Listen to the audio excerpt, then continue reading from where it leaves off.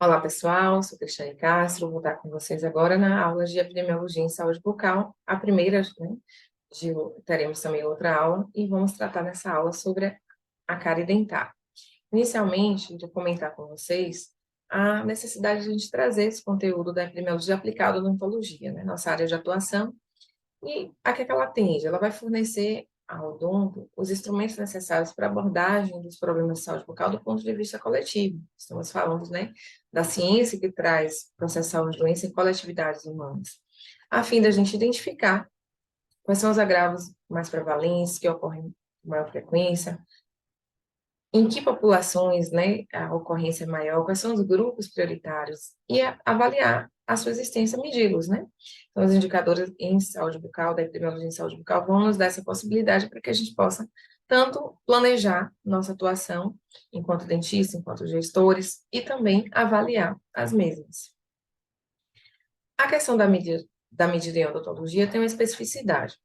Vimos na aula de medidas geral, né, que a gente tem a possibilidade de trabalhar com prevalência e incidência para a frequência de ocorrência de doenças, com relação à morbidade, que a gente está tomando como referência o indivíduo, a unidade de observação ou experimentação, indivíduo. Na odonto, a gente tem uma outra unidade de observação, que seria a unidade dentária, que ainda pode ser até subdividida, né, em superfície dentária, por exemplo. Então, para além de avaliar o indivíduo, a gente tem a possibilidade de avaliar, né, entre 28 a 32 dentes para dentição permanente e 20 dentes para dentição decídua. Isso já traz uma especificidade para a nossa área. Além disso, inexiste um índice que traga essa síntese da condição de saúde bucal de um indivíduo, consequentemente de um grupo de indivíduos. O que a gente tem são os indicadores ou índices específicos, a depender do tipo de agravo ou doença em questão. Por exemplo, vamos falar hoje da cárie dentária.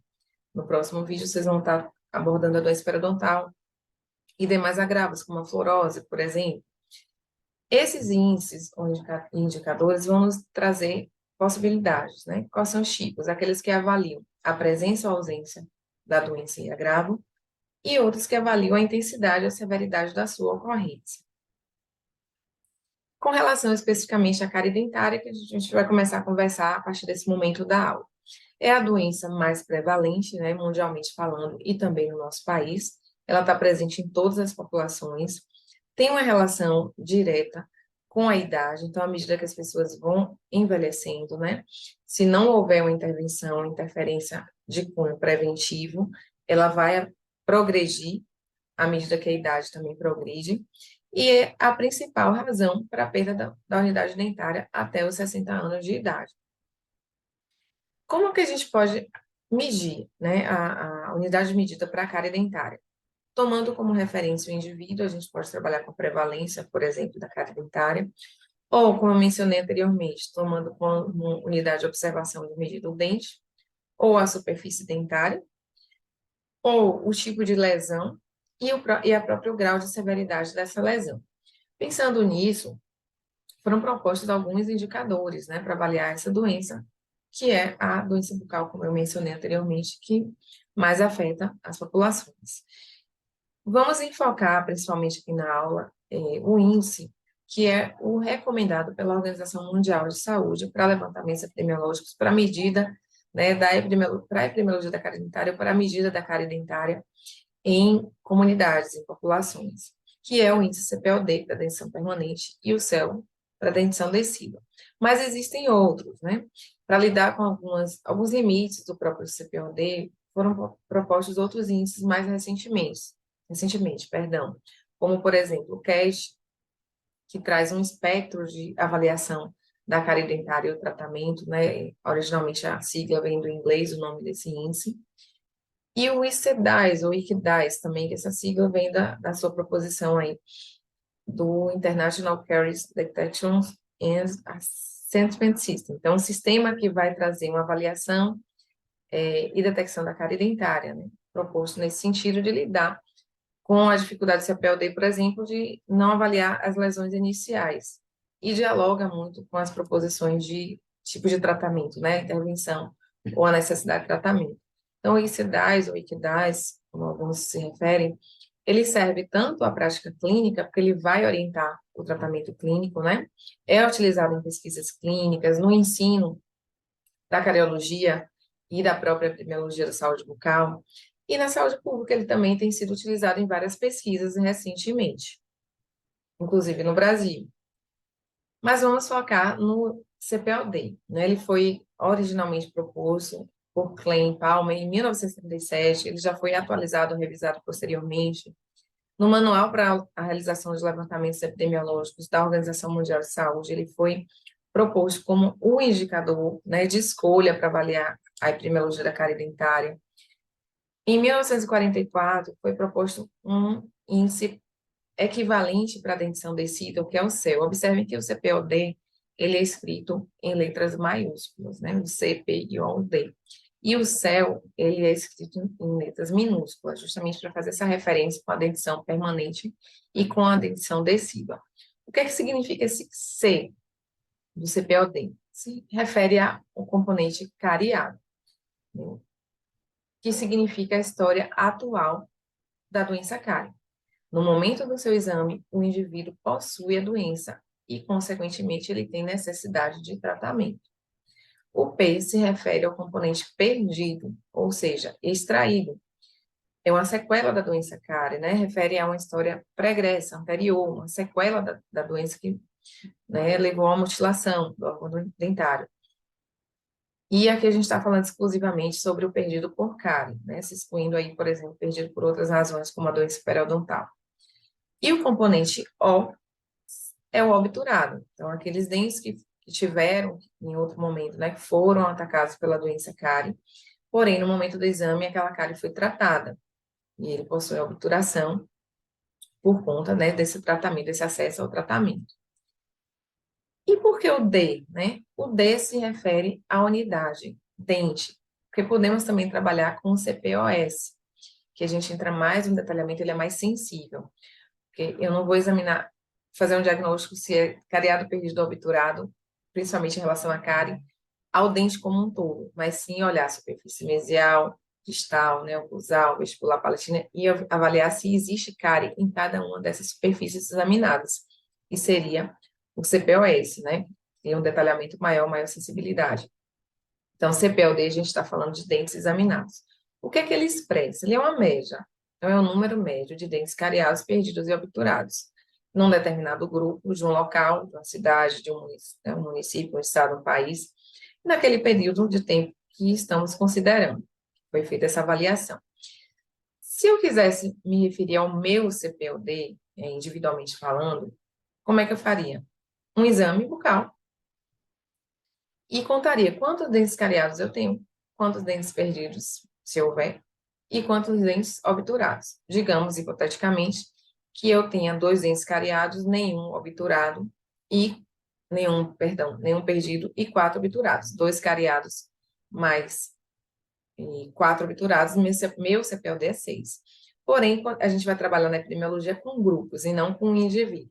Como é que eu faço isso? Se é uma média, eu vou somar o total desses grupos, depois que eu fiz o exame de todo mundo, avalio todos os dentes cariados, tem um registro, né? Somo todos os dentes cariados, todos os perdidos, todos os obturados. E esse total eu vou dividir pelo total de pessoas avaliadas, ok? Aí por isso que a gente obtém essa média. Então, hoje, como é que a gente trabalha o CPOD, né? Vamos avaliar todos os dentes irrompidos na cavidade bucal, e aí, desses dentes, temos aí a subdivisão dos dentes híbridos, que estão saudáveis ao momento do exame, e os dentes que têm história de cárie dentária, foram atacados pela doença cárie. O componente cariados, que estão cariados no momento do exame, ou que têm uma extração indicada, eles compõem esse C, componente cariado. Porque a extração indicada, ele está destruído por cárie, né? Tem ali, por exemplo, um resto radicular. Ele está cariado, embora ele só tenha essa possibilidade de tratamento. Então, quando o CPL dele foi revisado, né, essa extração indicada, ele foi incluído no componente cariado, não sei. Os extraídos, ou seja, os perdidos por cárie, e os obturados. Então, o componente C nos informa sobre a história atual. No momento do exame, a cárie está presente e demanda a necessidade de tratamento. E os componentes perdido e obturado nos informa sobre uma história anterior, né, que esse indivíduo, esse grupo de indivíduos, teve acesso ao tratamento da cárie dentária. Vamos comentar um pouquinho agora sobre os critérios de exame né, para os índices CPOD ou CPOS, se estiver trabalhando com superfície, e o CEL para dentição decídua. Quando é que a gente vai considerar o dente rígido? Observando que estamos falando de exame epidemiológico e existe uma diferença, né, em relação ao exame clínico que a gente está fazendo na condição do ideal de com luminosidade, com refletor, com o espelho, com afastamento, com a questão da secagem. Então, no exame epidemiológico, a gente pode estar na escola, no domicílio, né, em outros espaços que a gente não vai contar com essa condição do consultório. Então, estamos fazendo, por exemplo, um exame com luz natural. Qualquer situação que leve à subjetividade ou uma dúvida nesse exame, né, elas não vai ser considerado aqui para o índice CPOD. Então, por exemplo, lesões iniciais de cárie, manchas brancas, esbranquiçadas, não vai ser considerado esse dente como cariado, ele vai ser considerado como rígido. Se vocês estiverem avaliando nesse levantamento epidemiológico, por exemplo, também a necessidade de tratamento, pode-se anotar ali a indicação para uma fluoterapia, mas para o índice ele vai ser considerado rígido. Se tiver alguma mancha, né, que não tem tecido amolecido ou descoloração, ele vai ser considerado rígido, assim como fóssulas e fissuras enegrecidas ou manchadas, áreas escuras, brilhantes, manchadas, decorrência da fluorose. Então, se eu estiver avaliando fluorose, eu vou registrar lá qual foi essa fluorose. Se é leve, moderada, muito leve, vocês vão ver logo em breve. Porém, para a cárie dentária, ele é rígido, ele tem a fluorose, mas ele não tem cárie.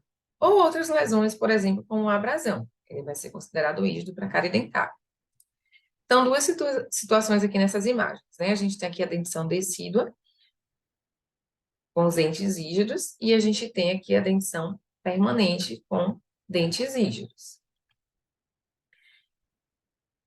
Quando existir uma porção visível, seja de que extensão for, mas se já estiver presente na cavidade bucal, uma cúspide e uma ponta de cúspide, se já estiver visível, qualquer parte da coroa dentária, ela é incluída no diagnóstico, na avaliação. Então, percebam que esses molares, eles que têm a setinha, eles não estão completamente erupcionados, mas já tem parte da coroa visível, então a gente considera, e nesse caso aqui eles estão rígidos. Quando vamos considerar cariado, qual é o critério?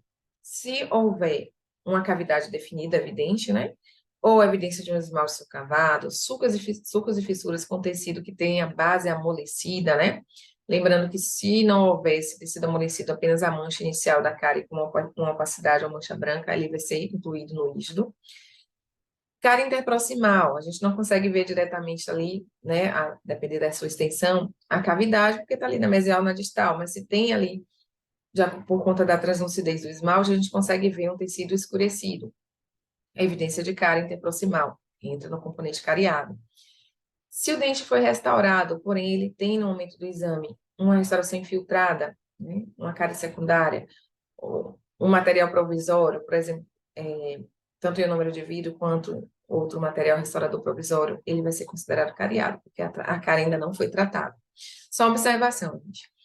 O cimento de ionômero de vidro, para a dentição decídua, ele é considerado uma restauração definitiva. Então, para o CEL, para o dente decíduo, o cimento de ionômero de vidro é considerado obturado. Porém, para um dente permanente, ele é considerado material provisório e ele entra no componente cariado. Alguns exemplos, né, de situações em que a gente tem a presença da doença cárie, né, que é uma restauração que havia caído à esquerda, com a cavidade bem evidente, né, aqui na dentição permanente, molar permanente, dentição aqui em dentes anteriores descidos, com cavidade também evidente, né, tecido amolecido. Temos aqui agora os molares descidos, com cárie, né, tanto oclusal quanto interproximal.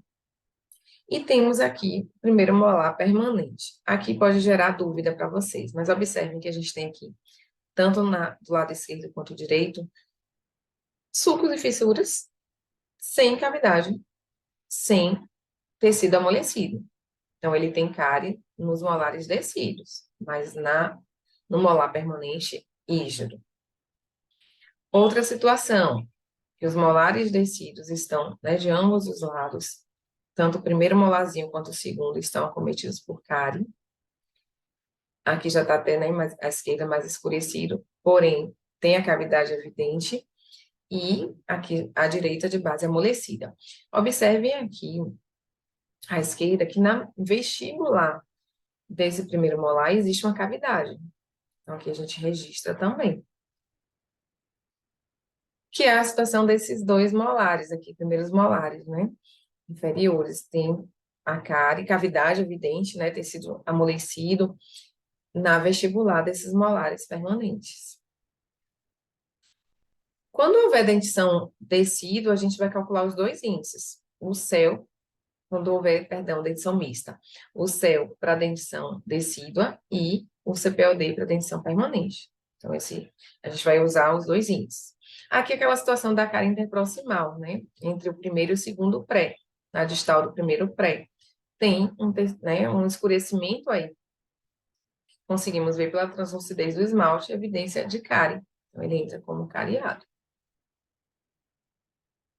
Alguns outros exemplos. Por exemplo, no primeiro pré-molar, a gente tem aqui um escurecimento desse sulco, mas ele está rígido. Onde que temos cárie aqui? Na palatina. Cavidade na palatina dos dois primeiros molares superiores.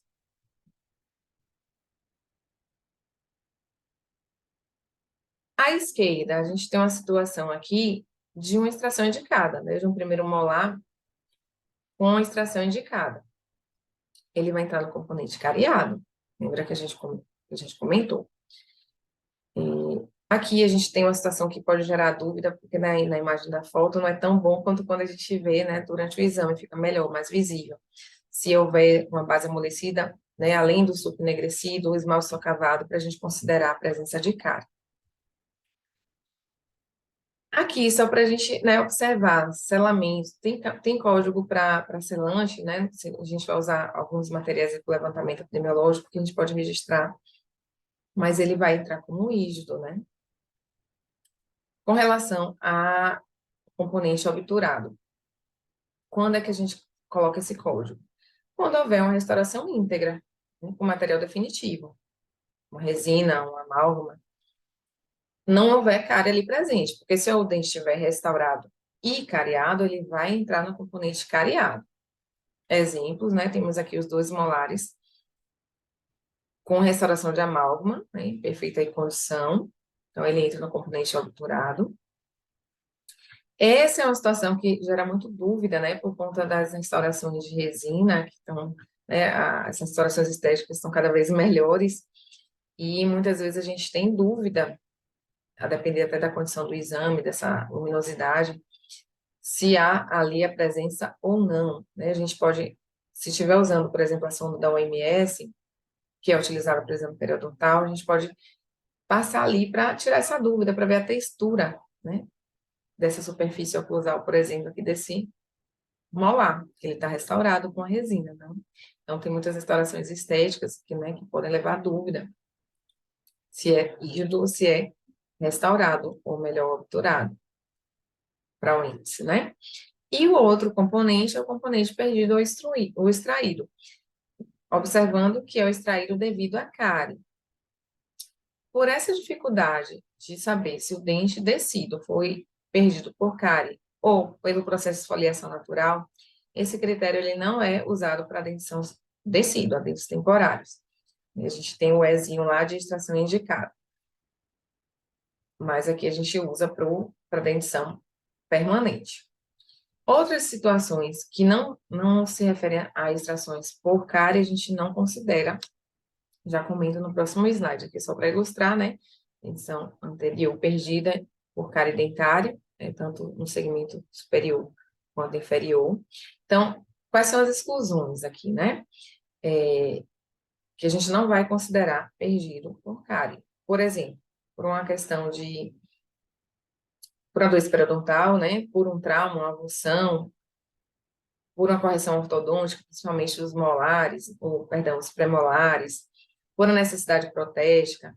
Então, a gente pode até conversar com o paciente, né? Mas pela localização, a gente geralmente, por exemplo, primeiros molares, né? Está bem relacionado com a cárie dentária. Se o paciente for um paciente que tem muita doença periodontal, a gente pode até conversar com ele.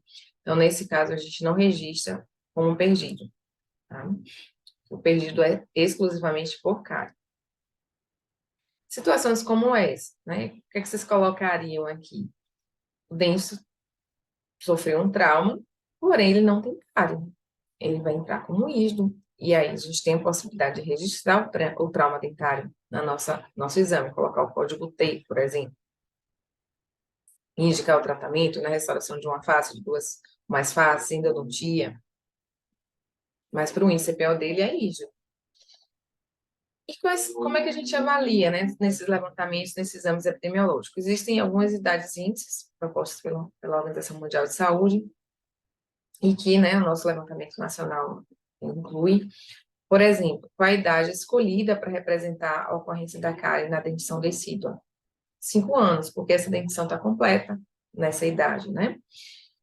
E para representar a dentição permanente, os 12 anos, que é quando também essa dentição, né, já houve a troca aí das unidades, tecidos por permanente, e essa dentição está completa. Inclusive, 12 anos é uma idade de avaliação, de comparação internacional. Inclusive, está dentro das metas, né, da Organização Mundial de Saúde, essas faixas etárias em relação à ocorrência da cárie dentária. E para fins de comparação, é utilizado muito essa idade dos 12 anos. Se eu quero falar da condição de saúde bucal de adolescência, trabalhar com a idade de 15 anos, ou no levantamento nacional de 15 a 19, por exemplo. População adulta, 35 a 44 anos, e os idosos, pessoas, indivíduos de 65 a 74 anos de idade. Para irmos aqui, né, finalizando já a nossa aula, o que é que você tem observado em relação à cárie dentária mais recentemente? Por conta do acesso aos produtos fluoretados e as medidas de prevenção de amplo alcance, como, por exemplo, a fluoretação da água de abastecimento público, enquanto estratégia, né, de prevenção da cárie dentária, inclusive é uma das nossas diretrizes da Política Nacional de Saúde Bucal, a introdução, né, e a obrigatoriedade dos dentifrícios possuírem também o flúor, isso tem trazido uma diminuição. Tem outros fatores que contribuem nesse sentido, mas são os principais na diminuição da prevalência da cárie dentária. Nós vamos ter aula, né, dos levantamentos nacionais de saúde bucal, que a gente vai poder observar como é que isso tem ocorrido no Brasil, comparando os resultados dos últimos levantamentos. Mas, de uma forma geral, a gente tem observado, sim, uma diminuição da prevalência, também lesões menos extensas, né, que traz uma necessidade de mudança no critério diagnóstico, inclusive com a proposição de novos índices para além do CPOD e do CEL. E se observa uma questão chamada de polarização da doença, o fenômeno de polarização, que significa o seguinte: daquelas pessoas, principalmente, isso se observa bastante em crianças, né, que ainda possuem a doença, são aqueles indivíduos que possuem muita doença, né, ou um estado mais avançado, mais severo dessas lesões, e uma quantidade que chama atenção elevada de dentes cariados, que aí nos reforça, né, sinaliza uma forte determinação social da doença cárie.